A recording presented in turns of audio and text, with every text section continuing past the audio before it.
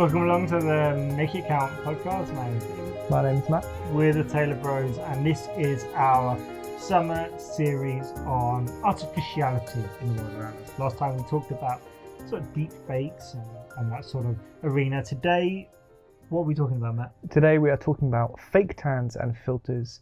Can we be authentic if we're always putting our best side forwards? What do you think? First impression, can you be authentic if you're always putting your best side forward? I think in and of its very self, to be authentic is to bring the whole and genuine article, whereas to only show the best side. So for example, I do pottery, and some of the things I make have cracks in them. And so if I hide the crack, am I showing the whole authentic vase or jug, or am I hiding some of it? I'm only showing one side of the item. And I think in a world where, fake tans have been around for ages, but filters especially, we filter not just visually in online, but also maybe what I say, how I come across in real life. Am I being authentic? So with regards to the online thing, maybe especially around Instagram, I heard someone talk about the analogy of a photo album. Right? And they were like, if you went down every morning and the first thing you did was look through the family photo album, and then you looked through it during the day, and then look through it in the evening, you did that every day and every day.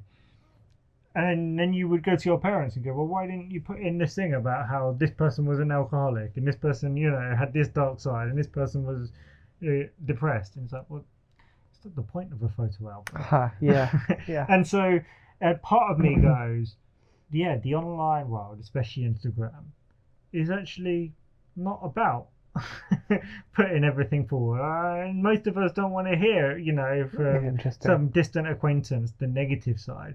But if you see it as a photo album, you recognise, and for many people it's a curated best foot forward, and it isn't the whole self. But I thought that was quite a useful, interesting analogy. Yeah, and it's like, I like that. But yeah, recognising, okay, if it is an online photo album of sorts, don't spend your life there. For sure. Yeah, and it is incredibly easy to do that. Yeah.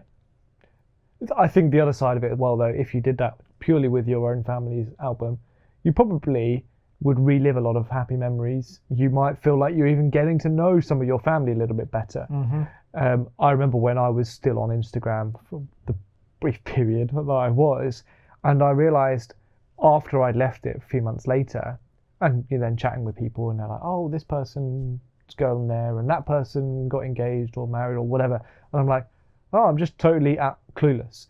But for me, what I realised was, actually, I'm not too fussed about being clueless about their lives.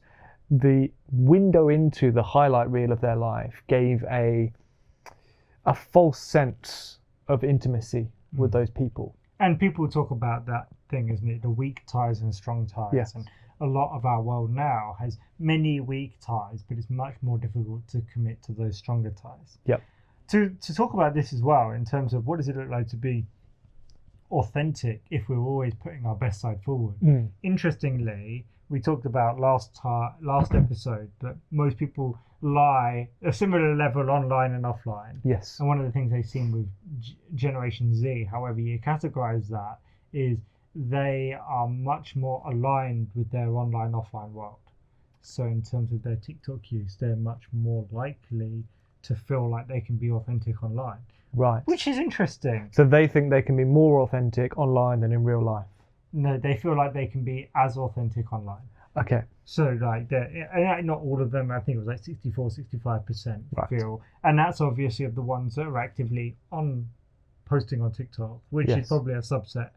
I don't know. There's probably plenty of people on TikTok that watch but don't post. Yep. So probably the majority. But yeah, so I think this is the interesting thing, because we talk about deception and lies and that artificiality, and we're putting our best side forward. But people lie, right? But people lie in real life, white lies. And we justify it. A lot. And it's, we are was it bending the truth a little bit? We do it for all sorts of reasons, and we do it to protect somebody, ourselves or somebody else. Oh, I don't want to hurt them, and all this sort of stuff. For sure. That's true online as well as offline, and so probably a lot of the fakeness or the artificiality we're talking about is maybe, I use this filter, and it's kind of to protect me from what people might say. Yes. Otherwise. Yes. Yeah. Yeah, absolutely. So, as in preparation for this episode, I was kind of interested in looking up the word artificial, but the, I think, older word artifice. And I looked it up for the definition, and it was really fascinating. It was not exactly what I thought, but it was kind of devices of cunning or creativity, often used for deception. The kind of that cunning and creativity was interesting, and it was then often used for deceptive purposes. And so it is. And then if you look up the actual word artificial, it, you would probably guess what it is. It's effectively not the authentic article, and then it says look up artifice. But it is artificial is almost defined by what it's not. But artifice is this thing of it is intentionally, almost built in. It is something used to deceive, and that's not necessarily a bad thing. So you can have like a facade on a building, which makes it look posher, makes it look nicer. Doesn't mean the whole building is actually made out of that fancy stone. It's just made out of plaster that's made to look like stone. Is that bad? Not necessarily. It's cheaper, and you can probably see through it. But are we missing something of the depth of the real world in that? So, for example, recently I went to Paris, and obviously the Olympic Games are there at the moment, and it was in the build-up to that, there was a building being renovated, and there was you could tell there was scaffolding, but on front of the scaffolding they had all this picture of what the thing will look like in the end, and it looked pretty good from really far away, but then when you get closer you realise, it's flat, it's 2D, there's no depth to it. It's fake, it's a facade, it's an artifice of the real. Yeah, and that's the thing about, and again, the artificial, the online.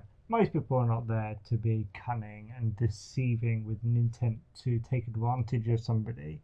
But some people are. And whilst we are pretty much 50-50 for being able to detect lies, we are actually pretty good at identifying trustworthy people, apparently. So, and I think that, and you'll have experienced this in person. You go and talk to somebody, and you can come away after 1 minute, I trust this person. And we're quite good at that. And I think we're probably less good at that online. But there are some people that I've watched their videos on YouTube or in other places, and I just sort of think, yeah, this person, I trust them. Sure.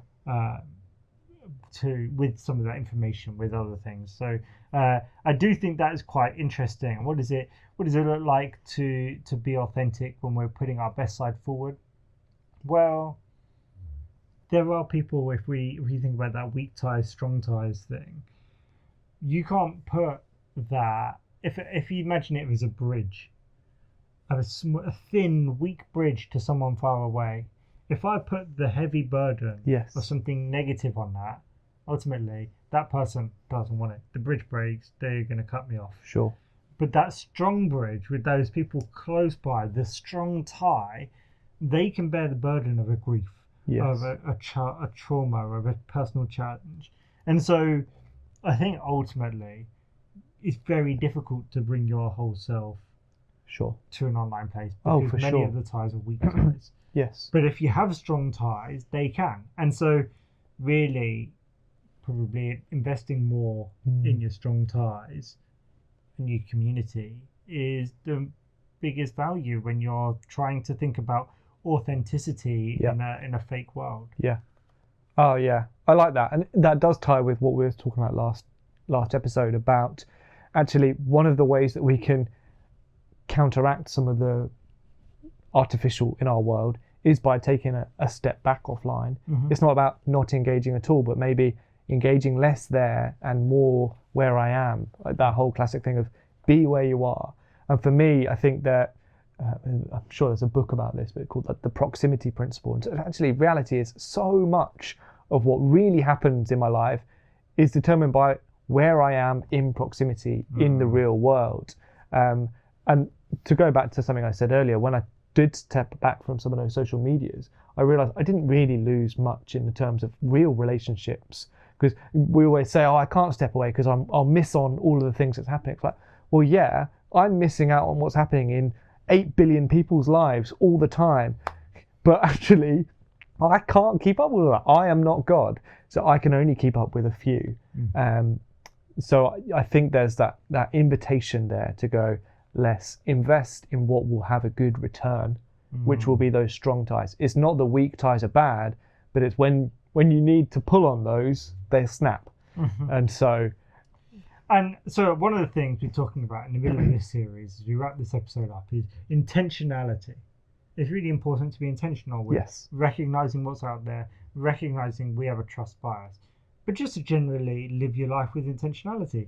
And so, still available on Amazon is the 3-month Momentum Planner, which is designed to help you live intentionally on the things you want. It's what I've written my notes in for the last couple of episodes. It helps me plan. If I was better, I would have prepared with my one as well. 3-month Momentum Planner. Put it into Amazon. You can buy it there and test it out. Both of us actually use it. I use it. I keep buying it over a year now. I think I'm on my 6th version of it. So. Okay, so that's that for this episode. Join us next episode as we continue this August series on artificiality. Be real.